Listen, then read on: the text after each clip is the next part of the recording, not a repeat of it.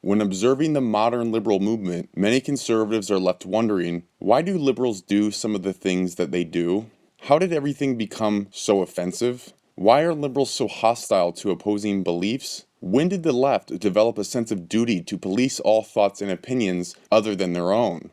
Why is it that liberals lie so much? How can liberals not see the failure of their own policies? How can liberals behave in some of the most disgusting, despicable, and vile ways and believe that they are doing something honorable?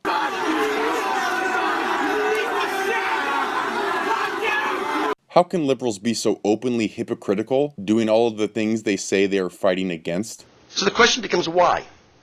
How do they think they're making a better world? Well, the first thing that comes into your mind when trying to understand, as I've so desperately tried to understand, is that if they side always with evil, then they must be evil. But we have a problem with this, don't we? We all know too many people who fit this category who aren't evil.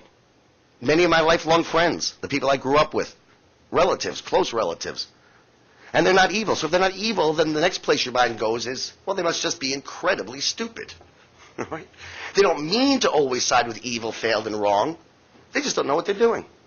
But we have a problem with this as well. You can't say Ward Churchill is a stupid man. You can't say all these academics are stupid people. And frankly, if it was just stupidity, they'd be right more often. Now, what's the expression? Even a broken clock is right twice a day.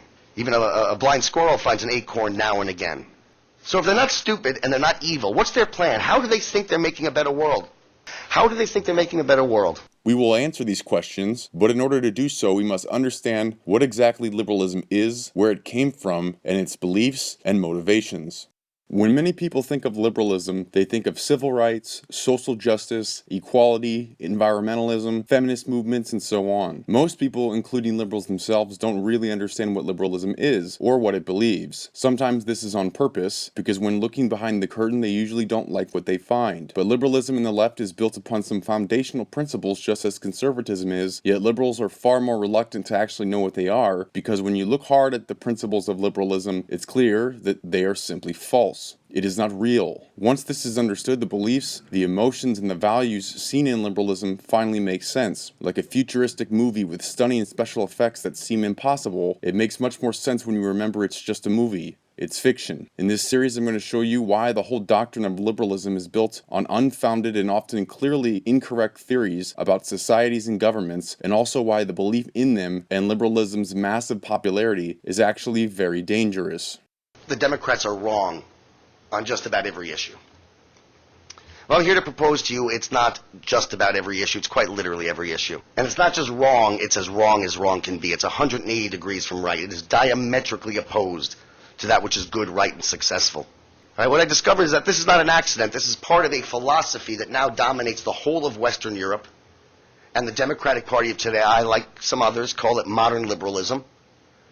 And the modern liberal will invariably side with evil over good, wrong over right, and the behaviors that lead to failure over those that lead to success. Liberalism's origin comes from the works of many political theorists and social reformers from the 16th to 20th centuries. Thomas More's work in the 16th century, 17th century philosophers like Francis Bacon and Descartes, from the works of utopian pre-socialists like Robert Owen of the 18th and 19th centuries, or French political theorists Henry de Saint-Simon, political theorist John Stuart Mill and William Morris in the 19th century, and more recently the works of people like John Dewey, Karl Marx, John Maynard Keynes, Professor Charles Frankel, and Professor J. Selwyn Shapiro. One of the key identifying features of the liberal belief, which is that man is intrinsically good and nothing about human nature stands in the way of achieving a perfectly good, peaceful society. This is contrary to previous belief systems, along with modern conservative belief that believes original sin is unavoidable, that man is flawed, capable of great good and great evil, and that fact is inescapable. Liberalism does not share this belief. Liberalism believes that man is a perfectly rational being and can focus on science for enlightenment. Faith in man, faith in science. Faith in man's ability to reason and solve problems, and that religions and traditional customs are what has led to the disruption of peace, and a world that could get rid of this belief in religion or original sin will be a step towards the good society, according to liberals. Man, according to liberalism, is born ignorant,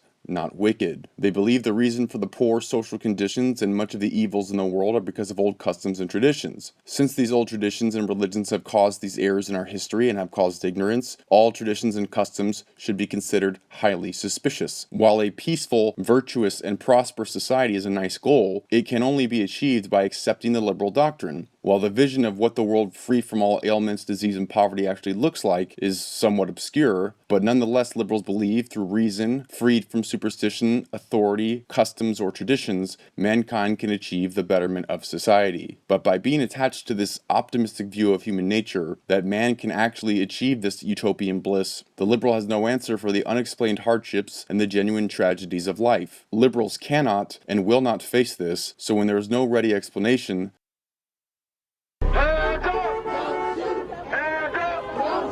the 1% of people in society that are hoarding the wealth and really sort of causing a catastrophe. That 1 in 5 women will be raped or attempted raped while they're in college. Right. Oh, it's an epidemic. If you got a business, that you didn't build that. Somebody else made that happen. This belief in the intrinsic good of mankind that would blossom into fruition if only ignorance were removed is not a statement that comes from fact, but from their prior commitment to the liberal doctrine. They believe that liberalism stands for independence of mind on all occasions, for thought free from obligation to any authority, an optimistic attitude towards the future, and a skeptical one of the past. This line of thinking convinces itself that since the liberal mind has no rooted beliefs, it leaves him free to use reason that is not prior attached to any dogma and can always see and judge objectively and free from any bias. Because according to liberalism, it is not human nature to have biases because humans are perfectly rational beings. So, the liberal, according to its own belief system which opposes traditions and customs from the past, is committed to constant change, not just accepting it, but actively fostering this constant change. Their own belief is dedicated to doing something about any and every social problem, and this provides the fuel for always having something on their schedule to be outraged about and ultimately to be fighting to change. They believe ignorance has been caused by faulty institutions of the past, along with traditions and customs, and the cure for this is universal education. What liberal education is supposed to do is provide the antidote for the causes of ignorance, which are old customs and all non-rational belief. Since man is not inherently flawed, as the conservative might believe, with the right education and the removal of this ignorance, the perfect society will be achieved. In removing old customs and belief systems, all differences can be removed as well. Race, gender, nationality are all irrelevant. We are all just man and can be cured, with the right education to remove the ignorance that has taught us these differences. The liberal assumes that with the proper education and use of reason, men will select the choice for peace and that no one would ever choose trouble, pain, or greed because that would be irrational, and with the right education, you can teach against all non-rational behavior, so that once education gets rid of ignorance, prejudice, superstition, and frustrating customs, human beings will conduct themselves reasonably and will be thus able to build a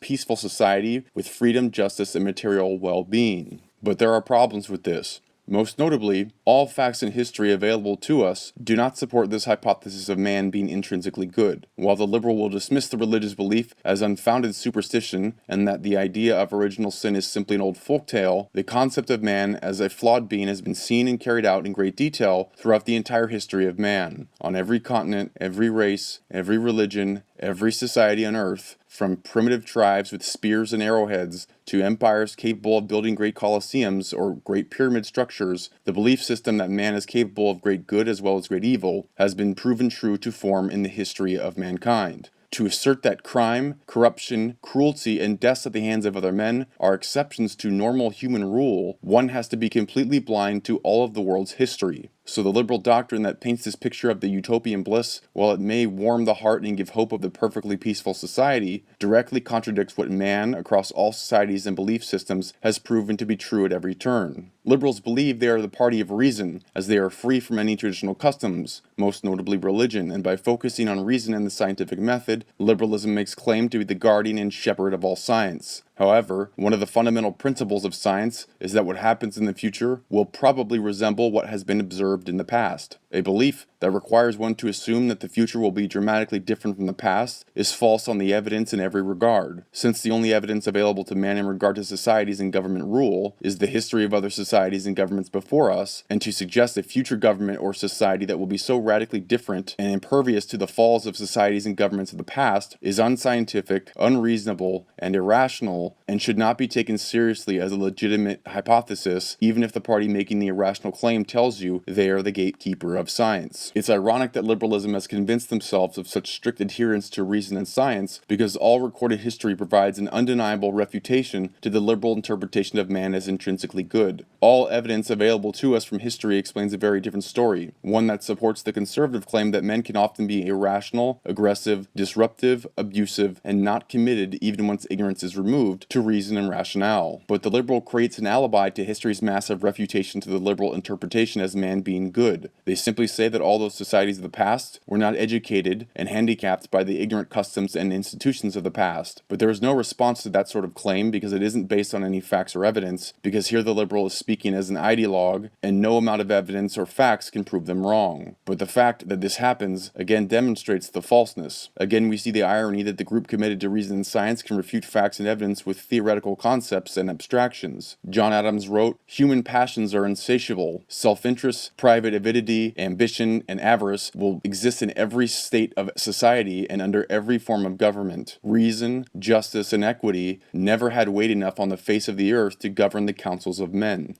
According to the liberal creed, the only thing standing between man and the utopian bliss is ignorance, and to cure this ignorance we replace old customs of the past with schooling and education. By its own principles, liberalism cannot accept as a solution to the world's ills old traditions and customs learned from home, family, or religion. Since these more traditional institutions were prevalent in the past, and the world's problems still exist, there is a correlated hostility towards tradition. This often extreme distaste for ways of the past is often one of the most identifying and obvious features of liberalism. This hostility towards the past propels the motivation for constant change, because there needs to be change to remove these old beliefs and install new ones, most notably through universal education. But not only is this hypothesis unsupported by history, it conveniently dismisses the potential for education to indoctrinate and corrupt minds with evil. An educated man is just as susceptible, if not more so, to propaganda, just as much as it is to truth, which is why some of the most educated peoples and nations have still created the greatest evils. Germany was one of the most literate and educated nations of the 20th century, but Hitler still rose to power. Vladimir Lenin, Alger Hiss, Hassan al-Banna, Osama bin Laden were all very educated men. We see ISIS and many of these terrorist organizations are compiled by many, some estimates more than half, of highly educated men. But even so, the liberal belief system isn't fazed by these facts and often refuses to look directly at them. After indoctrinating young minds with this belief system, liberalism is actively recruiting young soldiers in its crusade against Western civilization and elimination of traditional customs, because it has taught the young and the malleable that these customs are the causes of problems. They thus have more bodies for protest and more support in the reform of all levels of government and policy, in order to equalize and offset these great ills. What is the liberal premise? I guess the Rousseau notion, that man is born free but is everywhere in chains, that the real problem of the world is that the institutions are wrong. If the institutions were right, then there was nothing in human nature that would cause us to be unhappy. It's the fact that we have the wrong institution. What is the conservative premise? That man is flawed from day one, and that there are no solutions, there are only trade-offs. And whatever you do to deal with one of man's flaws, it creates another problem, but that you try to get the best trade-off you can get, and that's all you can hope for.